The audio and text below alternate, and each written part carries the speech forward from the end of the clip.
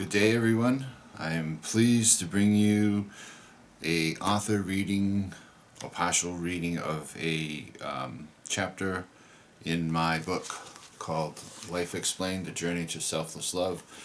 I'm going to read part of chapter 1, which is entitled Love, Real Selfless Love. I hope you enjoy it. I'm going to do a few other video recordings from this book and from the sci-fi book, The Traveler, the beginning and future books as they come out, which I have 2 in process, about 2/3 done right now on the first draft. So let's start with this.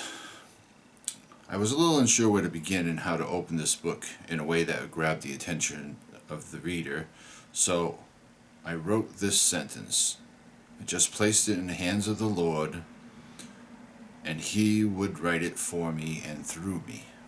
This is how I did my book. I wanted to allow Him to be in control without taking a chance of my limited human knowledge and abilities that would ruin the content of the subject matter of these very important chapters.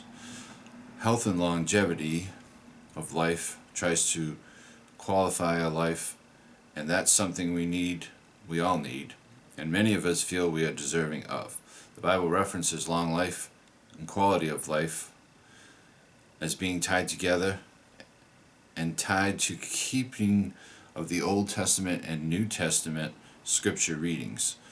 Some of you are saying this is probably absolutely true and for real, and you have seen the first-hand accounts of it and the results of keeping up with it constantly. There's another half of you who are partially or even totally against it. Keep reading on. I personally have seen the results, speaking as a person who was raised Catholic and a churchgoer, but who would waver and fall away, as they say, because I would allow life, work schedules, my laziness to interfere and draw me away. Many fall prey to this because we are submerged in a lifestyle and desiring things that are pulling us in multiple directions daily. And you know that's true. Let me quote this scripture: Enter through the narrow gate, for the gate is wide and the way is broad that leads to destruction, and there are many who enter through it. For the gate is small and the way is narrow that leads to life, and there are few that find it.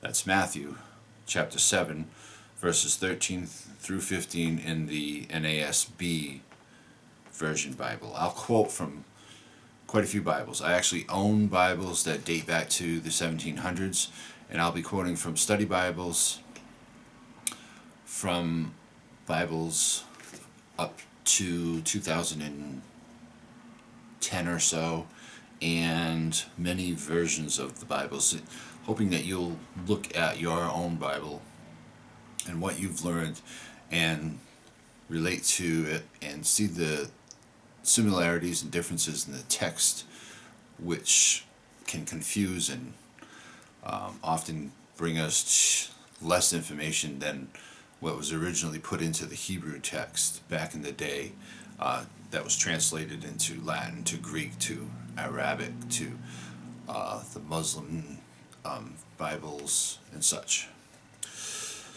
Let me continue. The path is selfless love, and the commitment to God who is love itself. By the time I reached my late 40s, life had taken a toll on me, as it does to us all, causing us to harden ourselves to survive. Even if we remain good people, after decades on this planet, we lose our true selves. We lose part of the humanity the Lord designed us for. It took time. I took the time to help people. I tried not to break the law, be my parents, for the most part, and all those things that we supposedly make us nice people. Like many of you, I worked hard and remained vigilant in my beliefs and my responsibilities to life, family, friends, job, and other life-related things. One night as I was going to bed, I knelt beside the bed and cried out to the Lord, Lord, I give up. I can't do this anymore. It's too hard. It's like a broken record. Life problems, struggles keep coming back over and over again. I need help. Lord, I need your help. and I'll put you first above everything and everyone else, over work, family, friends, everything, and never stop. From here, my life changed, and that was 10 years ago almost, at this point, which is October 2016.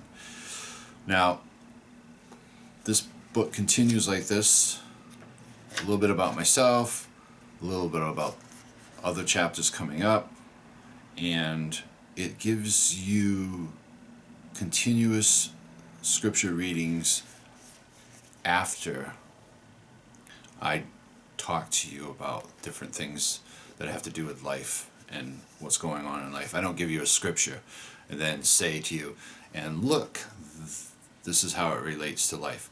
I'm continuously talking to you through this book, through what the Lord provides me with information for that needs to get out to people so they can decide between truth and all the false things and all the things that we constantly repeat. And then I go out and find a scripture, and I put the scripture out there right after it in this book for you to see.